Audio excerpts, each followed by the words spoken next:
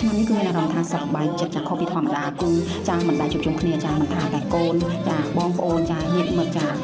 ចូលរួមចាតាំងពីចៅទួតចៅលាក្មួយចាអញ្ចឹងគឺសម្រាប់ថ្ងៃនេះគឺមកចូលរួមចាថ្ងៃចាបុណ្យប្រជុំបិណ្ឌធំចាសម្រាប់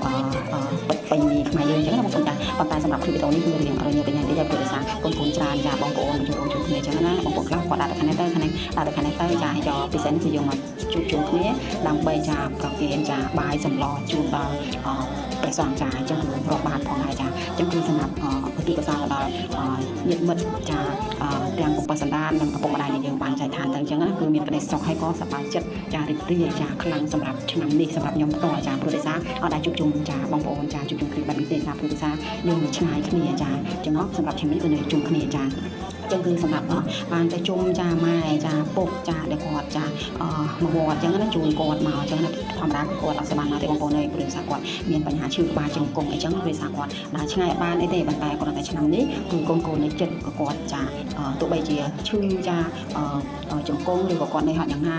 ធ្វើម្ហូបដាំស្លក៏គាត់នៅតែឆ្លៀតចាមកចូលរួមជាមួយនឹងកូនធ្វើបុណ្យចាដើម្បីឧទ្ទិសកុសលទៅដល់ចាឪពុកម្ដាយដែលយើងបានចែកឋានទៅចាឲ្យទៅដល់ញាតិមិត្តចាបំពេញសណ្ដាប់ផងដែរនោះចាក្នុងឱកាសចាជុំបិណ្ឌឆ្នាំនេះគឺសប្បាយចិត្តនឹងរីករាយហើយក៏ជុំបិណ្ឌទៅដល់បងប្អូនចាទាំងអស់គ្នាដែរនោះទើបតែមានពេលចាកាត់คลิปវីដេអូខ្លីៗដើម្បីតម្កល់ទុកគឺអនុស្សាវរីយ៍ក្នុងឆ្នាំក្រោយៗទៀតដែលយើងទុកមើលចាអរគុណច្រើនសម្រាប់ការតាមដានវីដេអូខ្លីៗមួយនេះចាបញ្ហាបមេវិសម័យចន្តោបរិយតំណាង